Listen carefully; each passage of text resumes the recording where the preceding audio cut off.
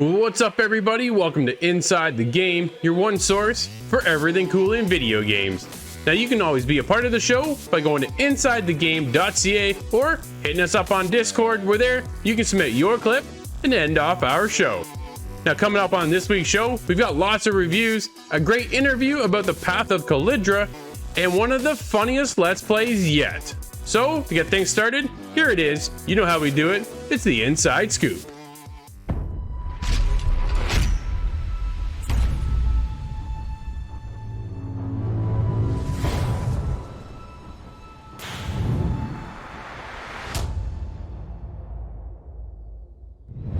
Is 2K just getting a little bit too greedy? Advertisements are popping up within NBA 2K21, and well, feedback on this isn't going very well. The players themselves are not impressed. Over on the NBA 2K21 Twitter feed, 2K tweeted out an apology. Sort of. As many are aware, in recent years, ads have been integrated into 2K21 segments. Yesterday's 2K21 ad placement impacted our players' experience in a way we didn't intend. As these ads are not meant to run as part of the pre-game introduction, this will be fixed in future episodes. Thanks for your continued feedback. It's no secret, ads pay. It's how they kind of generate a lot of money, and while 2K I think is doing just fine, ads are always a nice bonus, but it impacts all of us as a player a little bit differently, and a lot of us really don't like it. But moving forward into next-gen consoles, NBA 2K21 isn't getting any easier. You actually have to purchase a full new game. A lot of us see upgrades for free via Ubisoft, for example, saying Watch Dogs Legion, Assassin's Creed Valhalla, free upgrade when you get the next-gen console. 2K sees things otherwise, and they're going to make you pay a full $80 when the game comes out for next-gen. Are you getting the game? Let us know at insidethegame.ca. What do you think about next gen and these microtransactions turning a little bit differently now as they're going right into ads?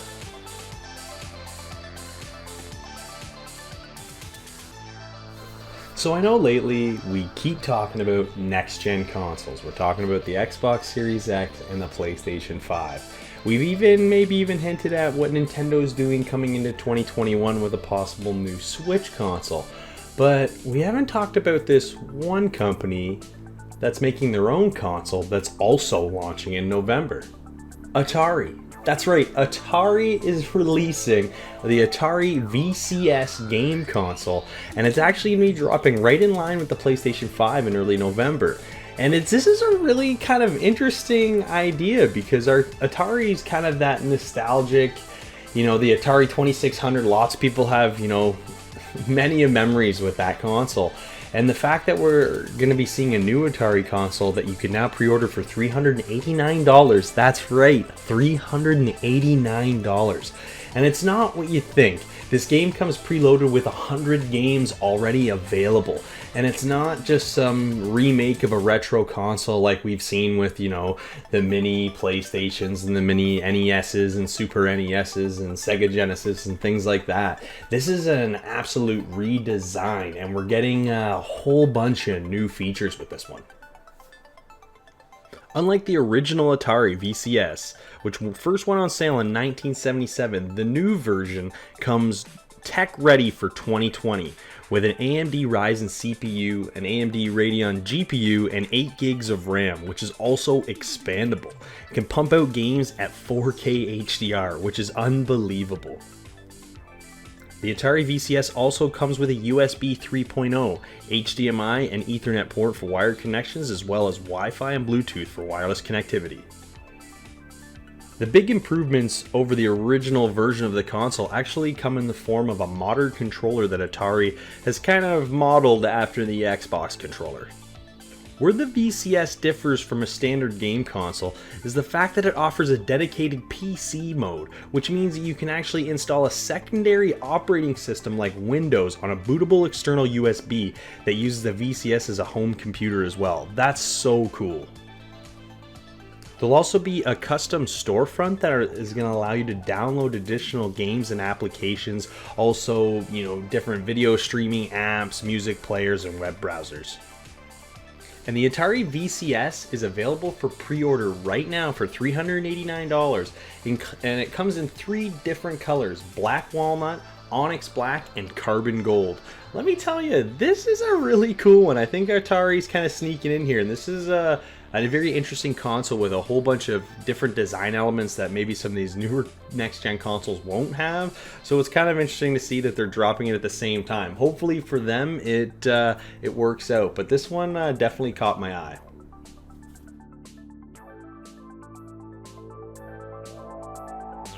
You know we're all big fans of The Last Oasis, and if you haven't checked out the early access game yet, maybe this will convince you. There's a brand new update, and we are excited once again to jump back in. The Commerce update focuses largely on trade, but also promises players a slew of new improvements and fixes to further enhance their nomadic lifestyles. We'll be able to check out a new map, the Ancient City map, a brand new map for nomads to explore featuring new loot sites, new Rupu camps, and more. Wandering merchants. This is new and exciting as well. New wandering merchants can be found even in the most unexpected places with unique trade orders. There's trading station quests, a new source of slots for nomads who fulfill quests for the Floratilia, like hunting dangerous wildlife and transporting goods. Trading auctions, global flot vaults, trade order, and a brand new walker, the Salur Walker, a new walker that allows nomads to pack and transport heavily defended stone bases. We got a quote from Chad's, our good friend of the show, from Donkey Crew, the creative director and project lead, and he had this to say. While the Commerce update is bringing many highly anticipated features to Last Oasis, we're also introducing core changes to the game mechanics and its balance to make it feel like a whole new experience. While the new Commerce update looks absolutely incredible, we can't wait to jump out the Ancient City map and see if we can find that wandering merchant. For more on Last Oasis, head over to insidethegame.ca or hit us up on our YouTube channel.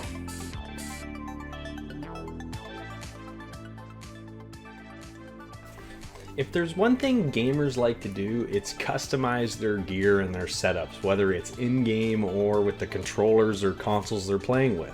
Well, the next-gen consoles are definitely no stranger to that as well. We're definitely starting to see some more customizable things popping up in the form of faceplates for the PS5. That's right, people are already making faceplates that will click on to change the color of your console.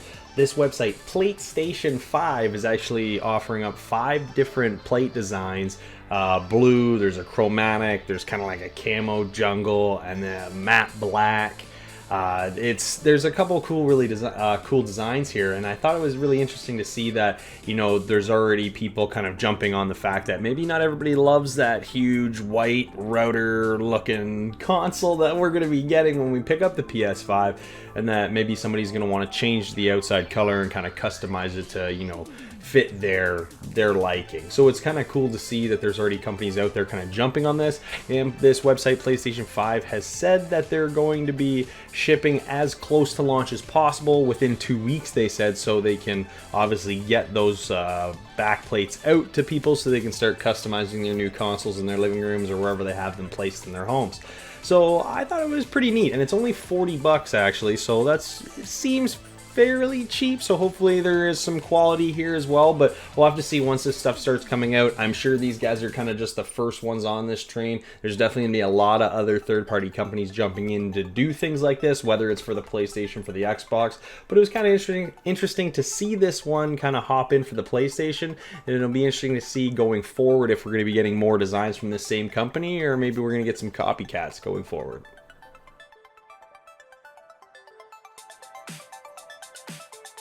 Ubisoft is looking for players to connect worldwide, and it all starts with the launch of Watch Dogs Legion on October 29th. Ubisoft is changing their ecosystem for players and services. No longer will you have to worry about the Uplay and the Ubisoft Club. Instead, it will be completely expanded and refreshed into a Ubisoft Connect app service.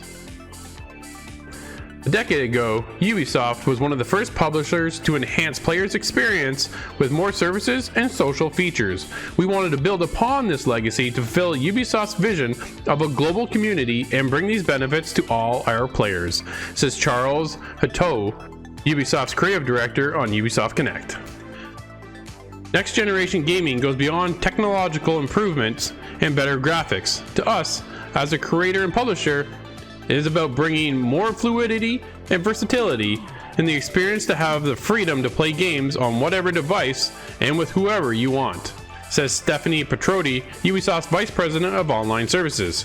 Ubisoft Connect is our take on a new seamless experience to not only ease the transition between generations and platforms, but also be the starting point of new services that further contribute to new and more player-centric ways and to enjoy gaming.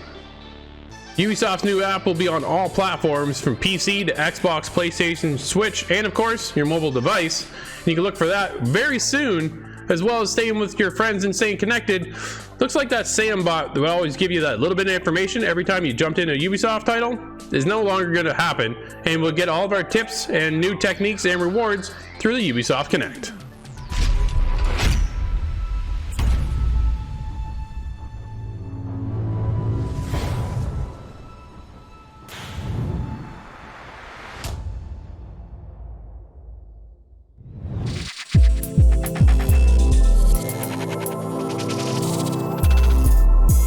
Hello, and welcome to another preview with Inside the Game. I'm Scott, and this time we're looking at EXOCORPS.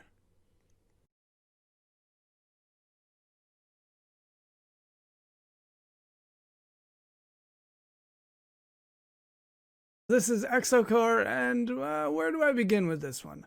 How about with the EXO? You are a soldier in an exosuit, tasked to fight the enemy and conquer the battlefield.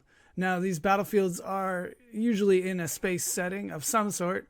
They could be close, they could be in outer space, but you are accompanied by your exosuit, a customizable, somewhat customizable piece of power armor that enables you to fly and combat the enemy at great speeds.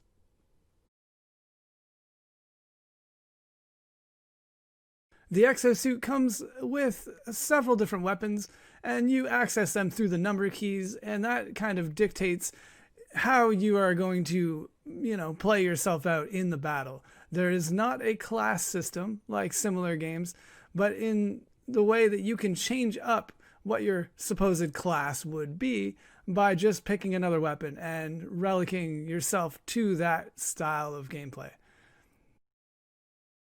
It's extremely fast-paced, and the jetpack allows you to continue on your motion if you do happen to fall off of a mountain or just kick up off of a dune. There's a lot of these sand dunes in these space levels that could present kind of an issue because fall damage is real in this game.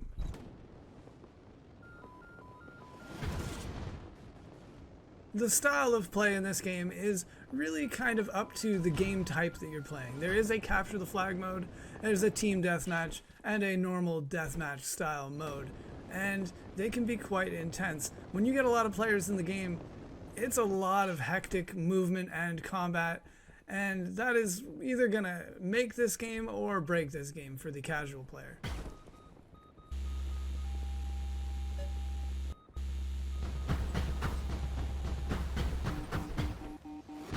When it comes to the environments that you're in, it's a little lackluster. There is somewhat of a scenery change as you go through these different space-themed levels, but for the most part, it's very desolate, kind of sand dune badlands sort of environment that you're going through. And that's not really the standout here. This game is all about quick and calculated combat maneuvers, not really about exploration whatsoever.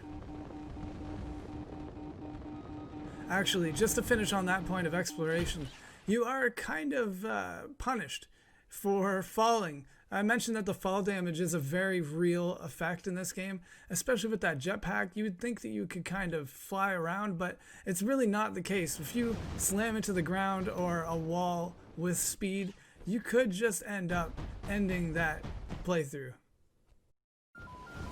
the fall damage, the quick speed and maneuvering, the many enemies you fight, and clouds of missiles following you. This game is very unforgiving, and that makes it hard to get in as a casual player.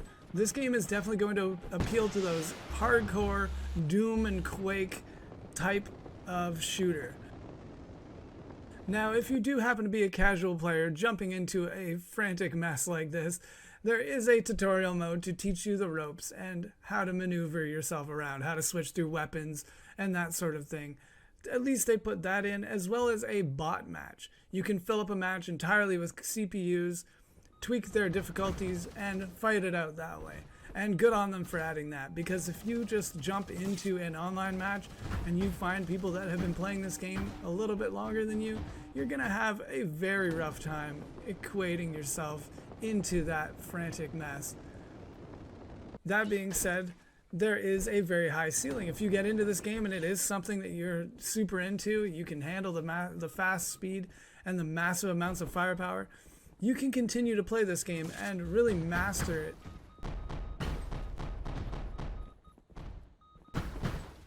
Although my opinions of this game are very mixed, I have to say that I do enjoy the fast shooter myself. I've been into Doom, Quake, and those kind of multiplayer matches for quite a long time, so it really got into me in that kind of a very slight, specific type of game. But for the casual player, I'm gonna have to not recommend this game just because it has kind of a steep learning curve that some people just are not going to be able to stick around for. And that's okay. This game is about the hardcore, and those people will continue to rise and get better and better until there's inevitably some sort of a tournament, and they hopefully get rewarded for their time.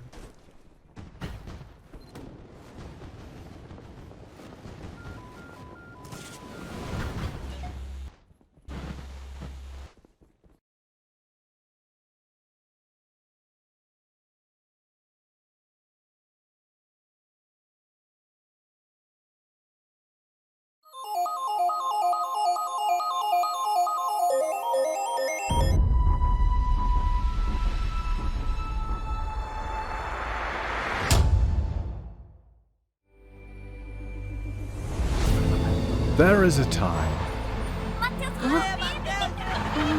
when each of us just wants to escape.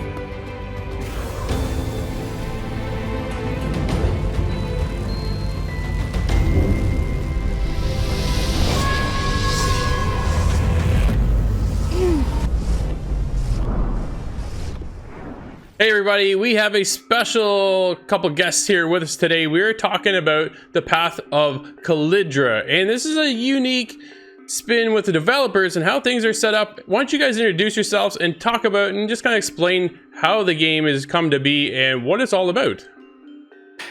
My name is Vinicius. I'm working with Final Boss. Final Boss is the developer of Calydra, and we are working from Brazil. I'm the lead programmer on the project. Hi, I'm Lucas. I'm the CEO and co-founder of Warsaw Game Studios. Warsaw Game Studios is a developer and startup publisher. This is our first publishing deal. We are a developer of games like Bee Simulator and Giants Uprising, and the Path of Calydra is a unique deal because it's both co-development via our team and publishing via our second.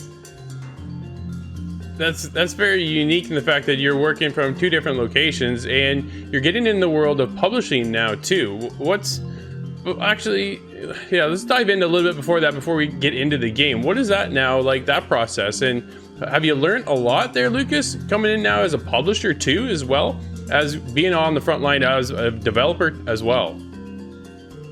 So Bee Simulator, our first game that was published a year ago with a publisher. So Big Bear Interactive, Nacon Publishing. Mm-hmm. Was a game that we achieved many positive feedback from our marketing. So the first 2 years of development we did as a developer, all the marketing. We announced the game, we showed the game on the Gamescom, we showed the game on all of the PAXs in US, and the amount of work that we did, the positive impact of this work, our marketing, was a huge lesson for us.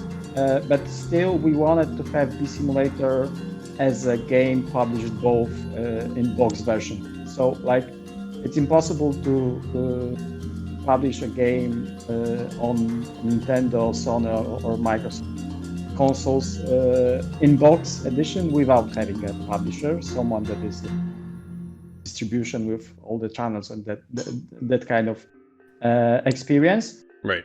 But still, we did, even cooperating with a big publisher, we still did all the social medias for our game. Everything that you've seen, every movie that we showed on social medias of B Simulator was our job. So this is a huge experience also cooperating with the publisher, what was good and what was bad. The elements that they did good with our game helped us to make the pipeline how to publish a game, our next games and the games that we will be a publisher, the best way. So, for example, they did many fairs like Gamescom, big amount of money invested in that kind of fairs. Yeah. We invested many interesting ideas. So not much money, but good ideas. This is a big difference. And what we want to do with Calydra is to publish the game that we wanted our game to be published. So all the elements that we worked on and all the good elements that our publisher gave us, we wanted to have in our way of publishing games. And what is unique with my company is that we are seeking for unique projects. We seek for projects I call it games from different perspectives. So something that games that have for example, not a typical mechanics. We will in next steps we will tell you about the mechanics of Calydra, but the main core gameplay mechanics in the game are very interesting, and that was one of the reasons why we decided to start cooperating with Final Boss. And definitely our experience in developing games and our team was also one of the reasons why we are doing project together, because Final Boss, the CEO of this company, so Marcel Vivas, he was seeking also for not only for money, not only for publishing experience, but also for team that will help to develop the game. So people that will help make the game better. And I think that, I don't know what Vinicius tell, but I think that we are helping much with developing the game and with changing some of the ideas that previously was good, now they are better. So this is not a typical publishing deal, just give me money, just give me marketing, and that's it. We are adding much more. Why don't we dive into the Path of Calydra? What is it all about? What is your game focused about, and the mechanics within it that make it so different than everybody else? The Path of Calydra, the main hook of the game is the backpack. Yeah. You throw a small boy, he's just a normal boy, but he goes to this other world that's Calydra, and then he knows he meets Calydra, that's this entity of this world that she needs his help because she's too weak and needs to restore her powers. The main hook of the game is that the Calydra is inside Mateo's backpack.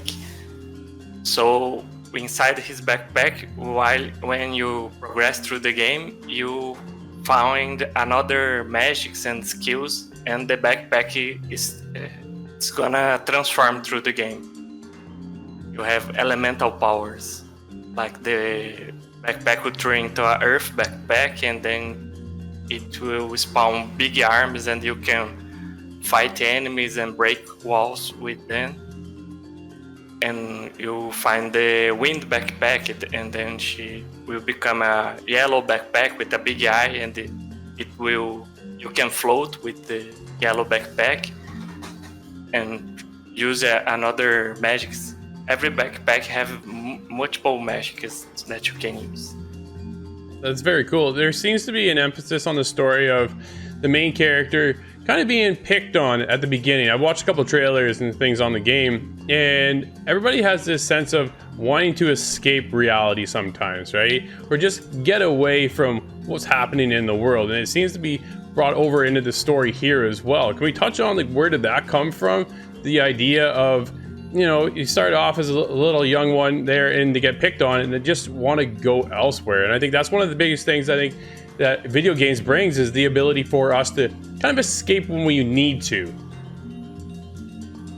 Yeah, Marcio, that's the creative director of the game. He wants to go with this idea. I think, like you said, everyone wanted to escape from reality sometime. Myself included. When I was in high school, the main thing that kept me going was video games. I used to love.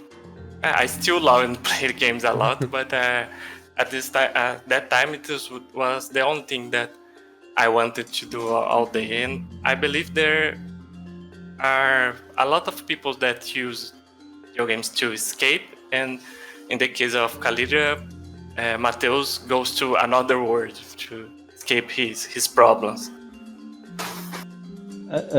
My perspective. I am 36 right now, and I play computer games for 31 years right now. So, like, definitely there was a part of my life the same like Matthias. So, like, I wanted to escape, like, change the reality, the vision of computer games. Of course, today computer games are completely different. So they are showing much bigger quality, and the reality there in the new computer games like Calydra is completely different. So it's like when you see the trailers, you see that the world that you really believe that it's you going into the Calydra world. But still, I believe that like COVID-19, the current situation also shows that like computer games are our way just to maybe relax in like forget about all the things that are happening around us, all the stress that we've got surrounded with the current situation. And like very interesting, this is the part of the game that I personally like when I've seen the game for the first time. So I've seen also the same as you, some of the trailers, some of the mechanics of the game. But I think that this backpack mechanics is something that like we also have like that kind of ideas. What extra possibilities may we have in this world? And this backpack is full of this magic. So not only changing the reality, but also like giving extra abilities, something that Path of Calydra is definitely very good at. Yeah, we touched, like you said, right? I think we've all at one point in our lives want to escape from our current situation, our day-to-day life. And video games is one of the biggest ways that allows people to do that. And then when I saw the Path of Calydra, it was a unique take that I've been brought to other worlds. We've played video games like you for so long. You know, I've started back in Coleco, so you know I've been around myself. So, but to play and move into what we're into today, into the worlds we do dive into, the creatures within this world I thought were so magical when I saw them whisper by in certain moments, and then you see this one creature fly through the air. Like, where did these creature designs come from? Well, it started a long time ago with Marcio. He originally was working as a sea biologist. So he knows a lot of creatures, different creatures, mostly from the sea. So he wanted to create a magical world, but with these magical creatures, just original creatures. That was something that you see a creature and you say like, this is Calydra, this is from Calydra. So it was a heavy focus on creating interesting and charming monsters from the game. No, absolutely. They definitely caught my eye right away. My head of studio, so Maciek, he always tells me that like when you see a computer game, when you see, I don't know, a Steam page of a computer game, and you see something that like keeps you watching, is the best way how to promote a computer game. So Path of Calydra have that kind of unique opponents or like environment that it like when you see it, you know that it's Calydra, and you will remember during our whole marketing process, just starting, that, and you will know specifically that this screen is definitely Calydra, not any other. Guys, I don't want to take your time all day long. I could stay here all day and chat. However, why don't we end off with one final note? What do you want everybody to take away when they play the Path of Calydra? Well, I believe when you play Path of Calydra, the thing that you take is that you can immerse yourself in a new world, a new magical world, and you can just forget about the real world and have a good time using your magic and have a great adventure. Nice. It's a great like when I played the demo that I got from Marcio, I told to my wife that it's a great game just for Friday, like today, to see it after a job and relax, and like to completely change the environment and completely forget about what happened during this week and just start a good weekend. So like have a good weekend in some June, July next year with Calydra. Oh man, I can't wait. We'll have to wait though until 2021 for the Path of Calydra. Discover a world full of colors. Sweet little creatures and superpowers.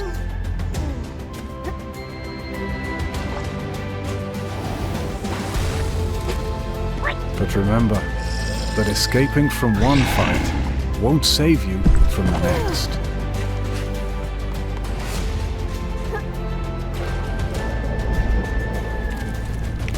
Help Calydra restore her powers and bring peace to Kalisgor. Become the hero this world desperately needs.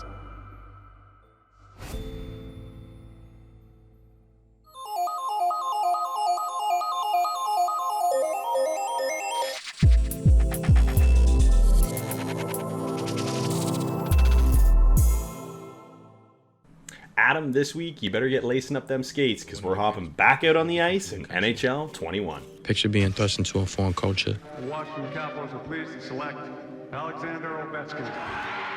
And can barely speak the language. But you do speak one language that everyone understands. Picture yourself celebrating every goal like it's your first. Or maybe, like it'll be your last.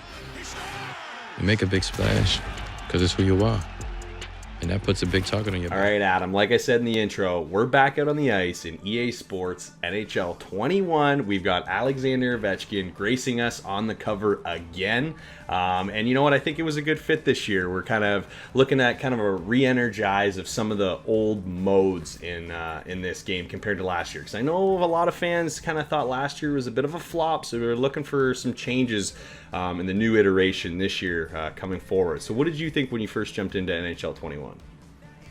Yeah, well, the big mode that they're going with this year is the whole revamp of the Be a Pro mode, right? Yeah. And to start off with that OV intro, that video, man, it's sick. Yeah, goosebumps, you know, to start your legacy, and then you just get right into it, and it really shows, like, you know, how to become that pro and how to build that legacy. And it's a really good job revamping it because basically I started off in the Memorial Cup, or you can start right into the NHL, and you got to build your player up, and you got to go through the draft process, And then once you finally get drafted, you start getting you get on the ice with your teammates, and then you start noticing the changes because you've got your brand to manage, you got your teammates' likability to manage, and then you got management as well. So basically, to manage these likabilities, you go through these conversations with your coach or your teammates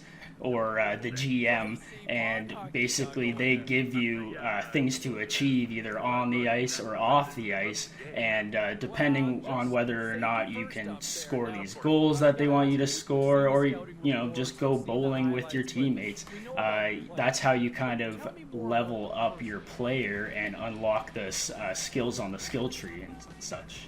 Yeah, and so like you're saying here with this skill tree, this is also a new element to this Be a Pro. So we've talked a little bit about the conversation element that we do have now in Be a Pro, which is a little more towards the Madden and FIFA side of Be a Pro. Right. We never had this in NHL before, so it is kind of an interesting implementation. It's all text-based, it's not voiceovers, so there isn't too many cinematics. You're basically just kind of going through what looks like text message windows, and you're picking your conversation choices. And as you pick these certain choices, there's usually a neutral choice, a team choice, and then sometimes an all-star choice. And I found the neutral and team choices to be very like vanilla. Like you're playing the good guy. But the all-star one is like super ignorant sometimes. Like every once in a while it's just like, okay, I get it, you're being the superstar, but I just feel like a real NHL superstar, especially in their rookie year, isn't gonna talk like that. No. So I mean, I understand that the way they gotta play it up to make the choices seem, a little more extreme on either end. And it does affect your likability meters as you go through, and the idea is to build those up as quickly as possible. But again, moving a little bit away from the conversations, you do get into some of these other elements with the skill tree. Is we kind of collect skill points as we upgrade our player and level our player up. So this year it's a little bit different because we've never had a skill tree. This is almost like an RPG skill tree kind of, in the sense where you get to pick what areas you want to improve your players. So I went with a sniper kind of base build overall. You and I have been playing NHL together for a long time. You're always kind of a power forward type guy, at least that's your go-to on EA Sports Hockey League. Mine's a sniper, so that's where I started this year. And I liked how there was kind of the ability to go back in like those years past where you got to add the +3s and the +5s and really customize that skater build. So at least in the Be a Pro this year, we have the ability to really tailor our kind of play style. Because I'm a sniper, I wanted to go a little hit heavy because I already knew I have good shots, so at least if my guy's tough enough out there, I can also score goals and also make room for my teammates. So I did like the implementation of the skill tree this year because I thought it kind of gives you back that customization we've kind of lost over the last couple of years, especially when it comes to the Be a Pro players and the EA Sports Hockey League players. So overall, I think the Be a Pro mode has been a really nice refresh. Unfortunately, I think the only place it falls short really is the fact that it doesn't really extend past your rookie season that much. It's all about the chase for, the Calder Trophy, and if once that's over, there's not a whole lot of support for the Be a Pro after that into your, into seasons beyond the first season. So for me, I really enjoyed it. I think they're headed in the right direction here when it comes to adding this, all these different changes into this mode that's kind of become stale over the years. So it was nice to see kind of them go in this direction with the Be a Pro. All right, Corey, so another mode they kind of revamped this year is the Hut Rush mode. So it's kind of an extension to your Hut team. You can kind of quickly jump in with a squad you drafted, and you get into these quick games where, you're playing the mascots or playing other all-stars, and you get rewarded with this new scoring multiplier. You get rewarded for the prettier plays, and that's how you kind of level up your... It's almost like a battle pass in a way. It's kind of how you unlock more Hut items that you can use for your actual Hut team. But the multiplayer is a pretty cool addition because instead of just doing a cross crease pass, you might not get that many points. But if you're putting it between your legs, passing it to someone, he's going around the net doing the Michigan goal. Well, then the multiplier is just gonna really advance you through that. Oh yeah, so it's a pretty good game mode. You're going to score some extra points for sure pulling off that Michigan, which yet I have not been able to do. I've been trying so hard. It is not. They didn't make it easy, which I was concerned this year was going to be a huge problem because everybody knows with games like this, you're always going to run into glitch goals and things like that. So when I saw the Michigan being a move in this, I was like, oh no. But I've been trying to do it even in practice mode, and it's so difficult to pull off, even with players with really high deking skill level and things like that. It's not necessarily easy. But to refocus here, to jump back into one of the other game modes that they've kind of revamped. Again, we're talking about a lot of revamps here. You know, with sports games like this, every year, that's the biggest challenge, is to kind of come up with what's going to make this game kind of feel new. And they didn't want to focus on next gen for NHL 21. They wanted to focus on current gen and try to give us the best experience possible. And they have done a better job. I'll definitely agree with you there. We both talked about the Be a Pro mode's been great, and this new Hut Rush I think is a good way to jump into Hut without the full commitment of, you know, managing your team all the time. Well, I like the commitment of managing my team, so I always tend to play a lot of EA Sports Hockey League most of the time with you guys, but when I'm playing by myself, I like to play franchise mode because there's always so many different elements to, you know, kind of control and micromanage in these franchise modes. And NHL's franchise has always been pretty good. It's always been fairly involved, but this year they've done a huge kind of revamp of the menu system, so we're getting a lot more information displayed on screen at once, so you're not having to dig through the menus, because I found last year's game, even outside of franchise mode, it was just menu after menu, tile after tile, just to get to, you know, the one game mode you want to play.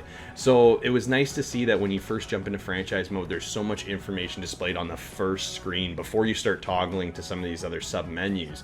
So it kind of gives you the layout of, you know, what's coming up next, what players in your team may not be as happy as you want them to be, so you need to, you know, boost team morale or possibly look for a trade. And again, this year I thought the trading system has also been kind of boosted a little bit. I always found in years prior that it was very difficult to pull off trades. You would usually have to sell yourself short to get a player that you wanted, and it always seemed like a lopsided deal. It was very difficult to find those deals that the teams wouldn't be, you know, so just taken back by and upset that you even thought about offering those deals. So this year I went in and tried to get a couple trades going right off the bat, and I was able to pull them off with, you know, quite a bit of ease. And it was more player for player trade. I didn't have to trade as many draft picks, and, you know, maybe I kept a little bit of salary to, you know, sway the trade a little bit in their favor so I could get the player I wanted. But I found it definitely a lot easier this year in the trade aspect of franchise mode. And then you get into all the upgrades to your arena, and then your goals for the season, and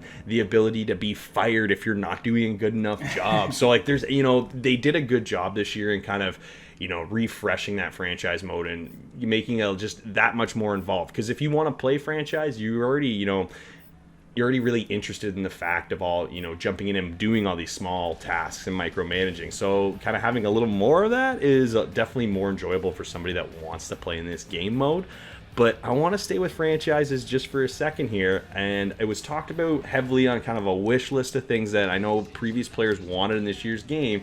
We were talking about online franchise, and it's something they don't have in NHL. They had it years and years ago, and they got rid of it, and they haven't had it back. We have had online Hut leagues, but they've also now gotten rid of that in turn for the rush modes you were talking about earlier. So now we have absolutely no way to have an online league in NHL other than playing EA Sports Hockey League. And that is, it's disappointing, because online franchise and being able to jump in and play as your favorite NHL team, or have a draft with your friends to pick teams and, you know, to keep track of everybody's stats in the league as you go on, is an absolute blast. And there's third-party websites that allow you to do that, but we want it in-game. And NHL is, I don't know, I know they've heard the fans and they wanted to work on a bunch of other modes this year, but it was just really disappointing not to see that one thing implemented, because I feel like, you know, Madden's got it, FIFA's got it, NHL should have it.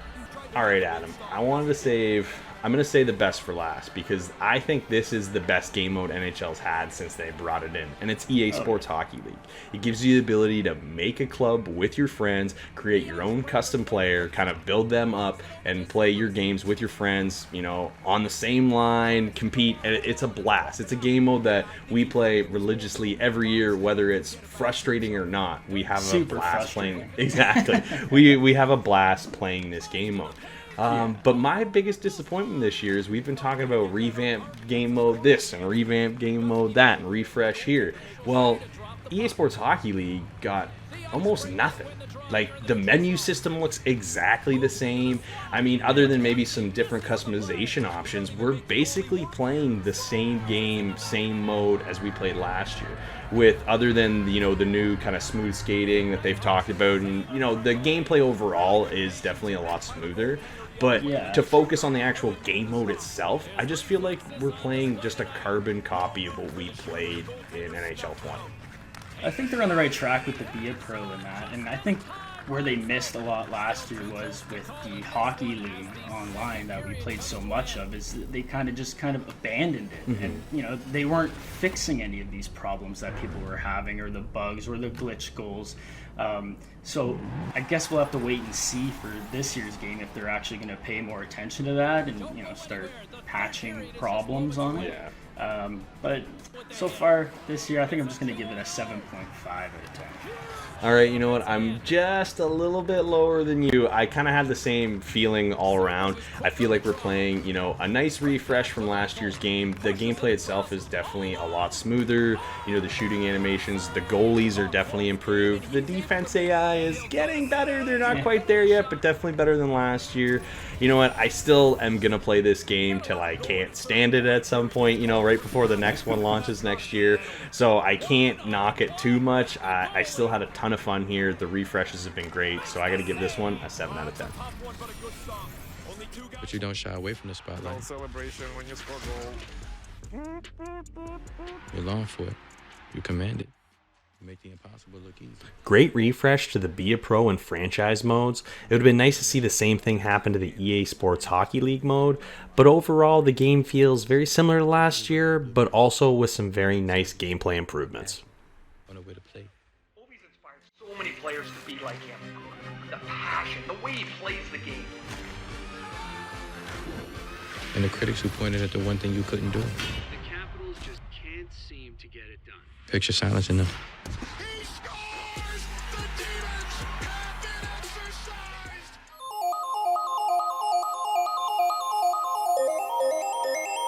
The guys and I were live this week over on twitch.tv/theofficialitg to play some of Among Us. It was an absolute blast partying it up, and one of the funniest Let's Plays I think we've ever done. And I found out I'm pretty bad. But either way, here we go with Among Us. Check it out.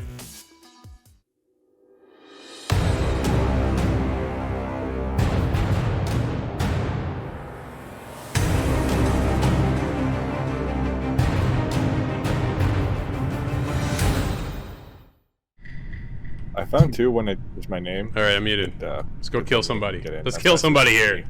Dun dun dun dun dun dun dun dun. Okay.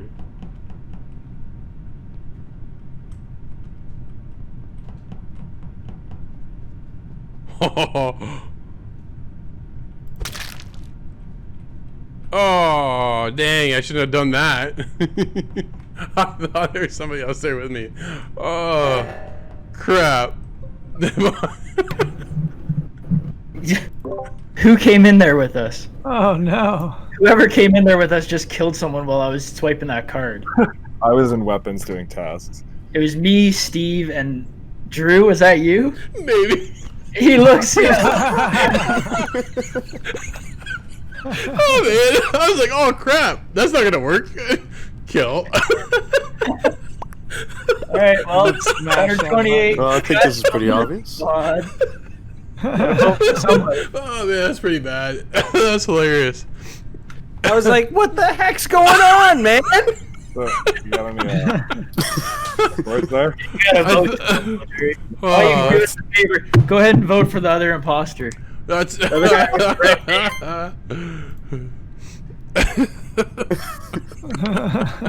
man, I blew that so bad. I swiped the card as a dead body.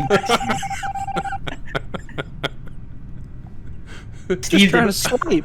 Steve didn't report or do anything. I was gonna say, yeah. I'm normally such a better poker face. That was awful. Oh,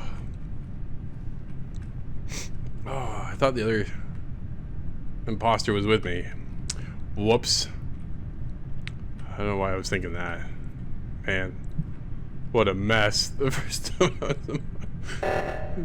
Excuse me, eventing ice. I don't even know how to vent. It's my first time being... Dude, it's so funny. Yeah, I didn't mean to report that. I'm just gonna go ahead and throw myself under the bus here too. I went to hit vent and so I don't really see how I talk my way out of this one. Yikes. This was a really Among Us. This was really and then clicked my body. What a disaster of a game this was. Oh man. Everybody's got their space legs under them. That's maybe the worst game I've ever had. That makes two of us. Honestly, I don't see- Oh my god. So you could have said whatever, and I wouldn't have known. I was just You just Oh didn't my roll. god. kill You're like, cooldown oh, literally just. What happened there? I Seriously, didn't so see any I of went that. in that room thinking that I was with Flux, and there's two you guys. I'm thinking, cool, we both take us out like ninjas. Find out it's just me and three other people. I was like, crap, Flux ain't there nowhere. Oh, damn. Oh wow. Oh, that You're was allowed funny. to talk. Alright, mute up, boys. Well, we can hear. You're like, I Freaking saw awful. Scott for the same. Okay, I'm muting. You can all go talk to yourselves. That's just like sweet. Okay, I'm muted. I'm actually muted this time. Holy crap. Let's try to do this right. Alright. Oh, man.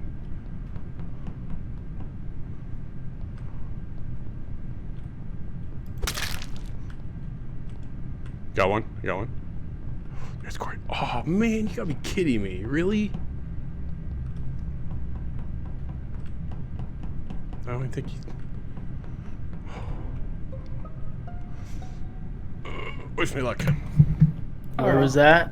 Bodies in the hallway between electrical and storage. Who died?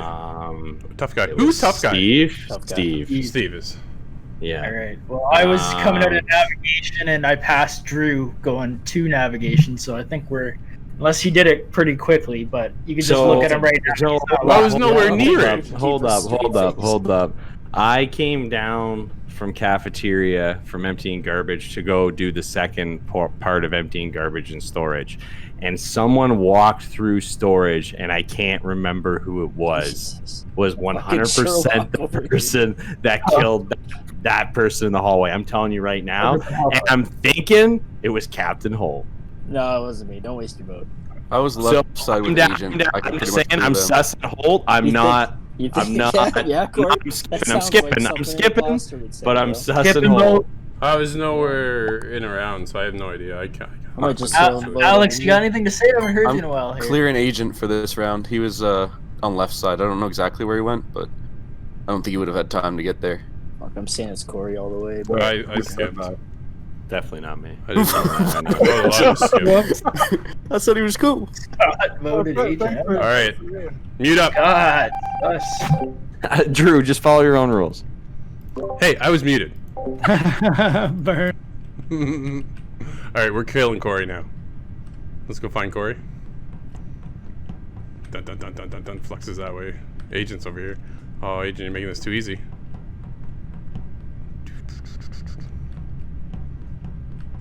Oh, I think we're clear. Oh, there he goes. Where's Corey? My biggest thing is where's Corey?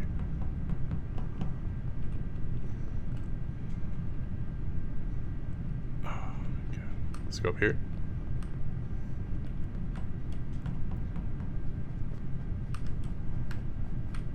Oh, here's Corey.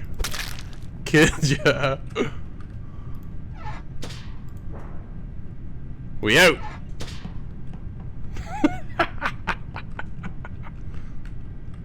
Oh, sweet. We're in navigation.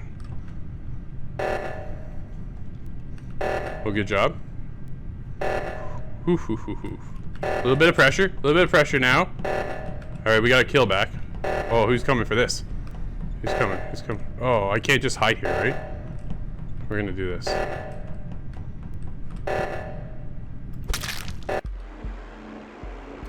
Oh, I watched you guys both. Drew killed me, and then I said, yeah, redemption. in electrical. I was like, oh. trying so hard to talk, and like I couldn't get a word in. So I was like, okay. So then Flux is like, oh, you know, I'm gonna vouch for Agent. And I was like, the body was over by electrical, and what I was trying to say the whole time was, I just came out of electrical. I know that sounds super suspicious, but it wasn't me who killed them. So when I was like, wait, who said that? Because I was gonna go back and say it was Flux, because I actually didn't kill that first guy either. I just saw you on the left side. But it was just like you vouched for me because there was no way that I'd be able to get there, and I was like, well, no, I killed would've 3 been is. I know. I went into admin and I was like, "God, Drew's here." It's always Drew. I want to be the imposter, man. Like, what's going on here? No way. It can't be Holt again. Get.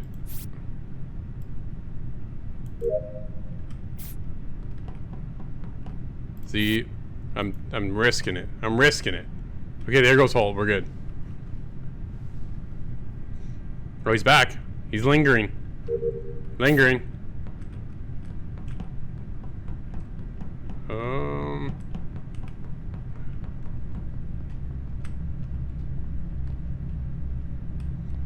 Head to a min.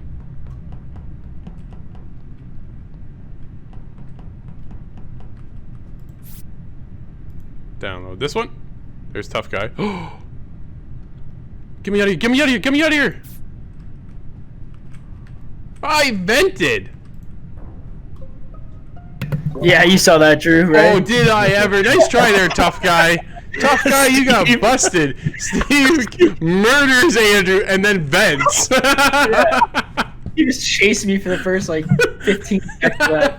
Yeah, I was wondering what you guys were doing in storage. I was so convinced it was Agent. Steve, you're awfully quiet. Tough guy. Well, what I was just trying to figure out at the start, I always try to find a buddy. Yeah. Okay. I always try to figure out. I was trying to run away from you. No. You gotta vote. You gotta vote, Steve. Steve, you gotta vote or skip, buddy. Either way, I think you're eliminated. Steve, I think you're still muted too. I think we'll skip you. I haven't heard him for a while. No, I think he's on mute or something. No, there he goes. That was funny. Victory! I feel bad. You just wanted a buddy and then you died. Oh, right. I just thought it because what happened is we ran into the room and we, like, he knew where the objective was as well. So then when I was like, okay, I'm going to do it. And he's like, he just ran up and did it. So I was like, okay, I'll just wait. And then I saw Mailbox walk in the room. It's the same thing. And I was like, wait, we already did this objective. Why is he in here? So that's why I was just kind of like sitting around waiting. And I was just like, well, I get it too. Well, yeah, no, I know. I was just like, I wanted to see who else was going to come in. Yeah. And then, so then, yeah, I was just trying to make friends. I thought maybe that would have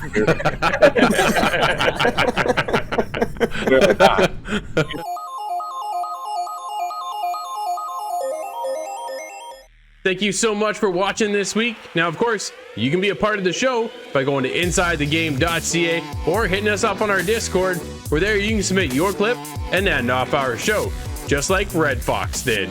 She's got a little sneaky shot and some Rainbow Six Siege action. Until next week, thanks again for watching, and we'll see you inside the game. Scanning for electronic devices.